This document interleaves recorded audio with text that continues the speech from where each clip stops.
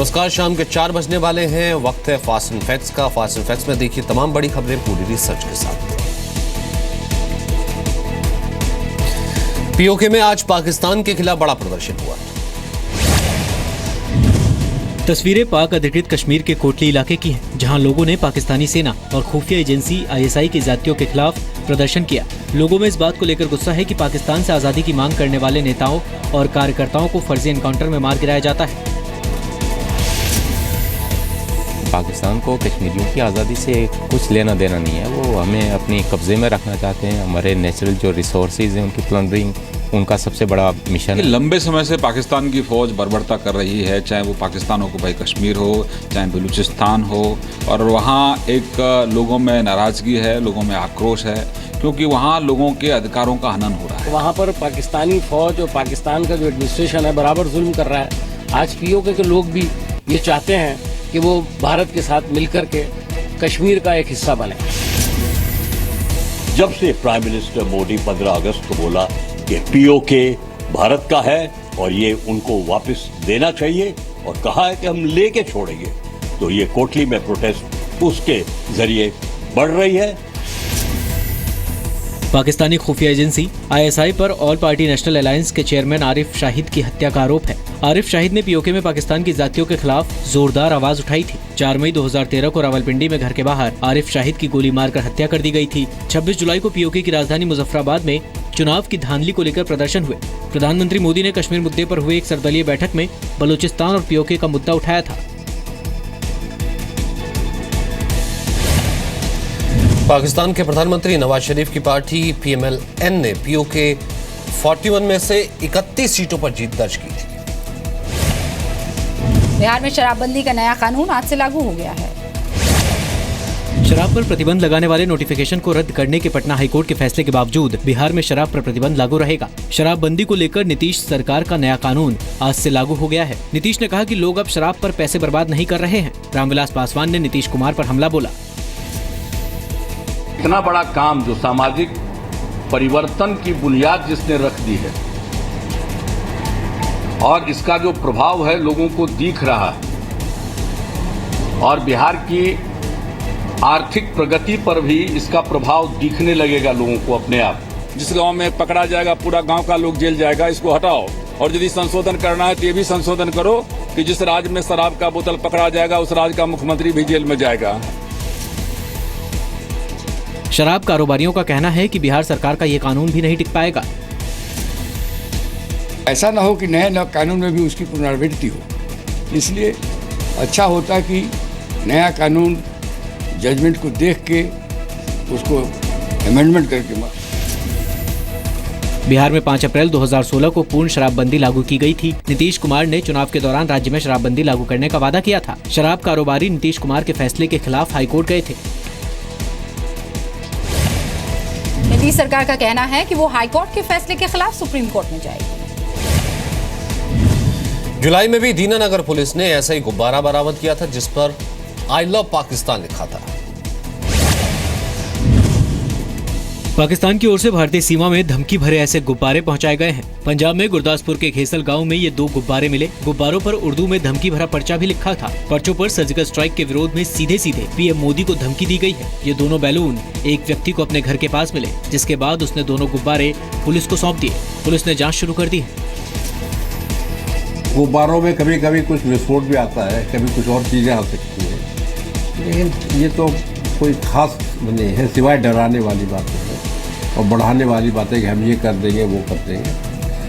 पाकिस्तान के पास इतनी ताकत नहीं है कि वो बजाय झूठ-मूठ लड़ाई को और कुछ कर सके अभी, और हमारी ताकत हमको बढ़ाने की जरूरत है क्योंकि चाइना भी एक तरफ है, पाकिस्तान भी। सूत्रों के मुताबिक पंजाब के फिरोजपुर, पठानकोट और अमृतसर में भी ऐसे ही गुब्बारे मिले हैं। गुब्बारों के साथ टेप के जरिए एक खत चिपकाया गया है। इन खतों में भारतीय महिलाओं और भारतीय सेना के बारे में अपशब्द लिखे गए हैं।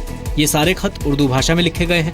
पिछले साल दीनानगर में पुलिस स्टेशन पर आतंकी हमला हुआ था, जिसमें एसपी समेत 7 लोगों की मौत हो गई थी। यानी कि अब गुब्बारों का सहारा लेकर पाक अपना प्रोपेगेंडा फैला रहा है।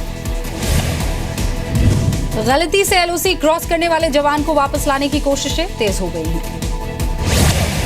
रक्षा मंत्री मनोहर मनोहर पर्रिकर ने कहा कि सेना के जवान चंद्रबाबू लाल चौहान को पाकिस्तान से वापस लाने के लिए कोशिशें हो रही हैं।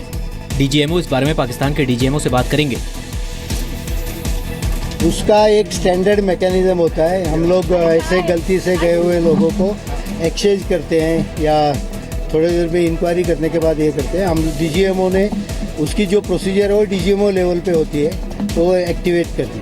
पुणे पहुंचे रक्षा मंत्री ने कहा कि लोगों को सतर्क रहना चाहिए और किसी भी असामान्य चीज की जानकारी तुरंत पुलिस को देनी चाहिए। बीते 30 सितंबर को 37 राष्ट्रीय राइफल्स के जवान चौहान गलती से नियंत्रण रेखा पार कर गए थे। डीजीएमओ ने हॉटलाइन पर पाकिस्तान को इसकी जानकारी दे दी है। सीमा पार जाने की खबर घर पहुंचने पर जवान की दादी की सदमे से मौत हो गई थी। शुक्रवार को गृह मंत्री राजनाथ सिंह ने सैनिक के परिवार को फोन कॉल कर उनकी रिहाई के लिए पूरी कोशिश किए जाने का भरोसा दिया था। राजस्थान के बाड़मेर में एक संदिग्ध पकड़ा गया है।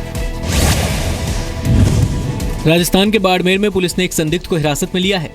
ये युवक धनाव गांव में सेना की वर्दी पहने घूम रहा था। पुलिस के मुताबिक ये संदिग्ध अपना नाम पता सही नहीं बता रहा है। खुद को कभी पंजाब तो कभी हरियाणा का रहने वाला बता रहा है। संदिग्ध युवक से सुरक्षा एजेंसियां संयुक्त रूप से पूछताछ कर रही हैं।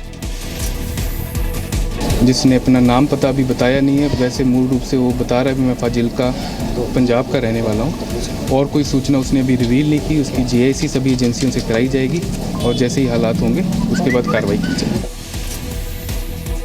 सर्जिकल स्ट्राइक के बाद पश्चिमी सीमा पर हाई अलर्ट घोषित किया गया है। बाड़मेर से सटे 22 किलोमीटर के बॉर्डर पर धारा 144 लागू की गई है। 2 दिन पहले जैसलमेर सीमा में टोही विमान घूमता हुआ देखा गया था। बाड़मेर में लोगों को फेंसिंग से 500 मीटर दूर रहने की हिदायत दी गई है। सर्जिकल स्ट्राइक के बाद पश्चिमी सीमा पर पाकिस्तान युद्धाभ्यास कर रहा है। सर्जिकल स्ट्राइक के बाद प्रधानमंत्री नरेंद्र मोदी ने आज दिल्ली में प्रवासी भारतीय केंद्र का उद्घाटन किया। पीएम मोदी ने कहा कि भारत से ब्रेन ड्रेन को ब्रेन ग्रेन में बदला जा सकता है। उन्होंने कहा कि प्रवासी भारतीयों की ऊर्जा को देश की ऊर्जा में बदला जा सकता है। पीएम ने कहा कि सालों से हम सुनते आए हैं कि देश में पढ़ लिख कर लोग विदेश चले जाते हैं, लेकिन इसे बदला जा सकता है। विश्व भर में फैले हुए भारतीय समुदाय को सिर्फ संख्या के रूप में नहीं, अगर शक्ति के रूप में देखें तो ये ब्रेन ड्रेन की हमारी जो चिंता थी, इसको ब्रेन गेन में कन्वर्ट किया जा सकता है। विश्व भर में करीब 2.25 करोड़ लोग या तो मूल भारतीय हैं या तो प्रवासी भारतीय हैं और दुनिया के करीब 150 से ज्यादा देशों में, और कभी कभी तो हमारा मिशन पहुंचा हो न पहुंचा हो, कोई न कोई प्रवासी भारतीय जरूर पहुंचा है। पूरी दुनिया में 3 करोड़ प्रवासी भारतीय हैं। हर साल 9 जनवरी को प्रवासी भारतीय दिवस मनाया जाता है। इसी दिन महात्मा गांधी दक्षिण अफ्रीका से स्वदेश वापस आए थे। प्रवासी भारतीय दिवस की कोशिश दुनिया के 110 देशों में अब प्रवासी भारतीयों का एक नेटवर्क बनाना है। पीएम मोदी ने कहा कि हमें दुनिया भर में फैली इंडियन कम्युनिटी से जुड़ने की जरूरत है। 2 अक्टूबर 2014 को गांधी जयंती पर शुरू हुए स्वच्छ भारत अभियान को आज 2 साल पूरे हो गए। स्वच्छता अभियान को लेकर आज देश भर में कई कार्यक्रम आयोजित किए गए हैं। कई केंद्रीय मंत्रियों ने अलग अलग शहरों में जाकर कार्यक्रमों में हिस्सा लिया। रामविलास पासवान पटना में मौजूद रहे। वेंकैया नायडू ने स्वच्छता रैली को हरी झंडी दिखाई। रविशंकर प्रसाद ने पटना के कालीघाट पर कूड़ा उठाया और साफ सफाई की। स्वच्छता को हम एक आंदोलन बनाएं, राजनीति से ऊपर उठकर, दलों की दीवारों से ऊपर उठकर। आज के दिन मैं यही अपील करना चाहूंगा। तो गांधी जी के जाकर के तस्वीर पर जो है, प्रतिमा पर माला पहनाने से जो है महात्मा गांधी का सपना पूरा नहीं होगा। महात्मा गांधी का सपना पूरा होगा, स्वच्छ भारत बनाओ। उस समय सब सत्याग्रही होना चाहिए। अभी आजादी मिलने के बाद हम सब लोग स्वच्छाग्रही होना चाहिए।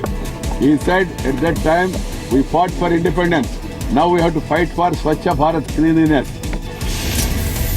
2 अक्टूबर 2019 तक देश को स्वच्छ करने का लक्ष्य रखा गया है।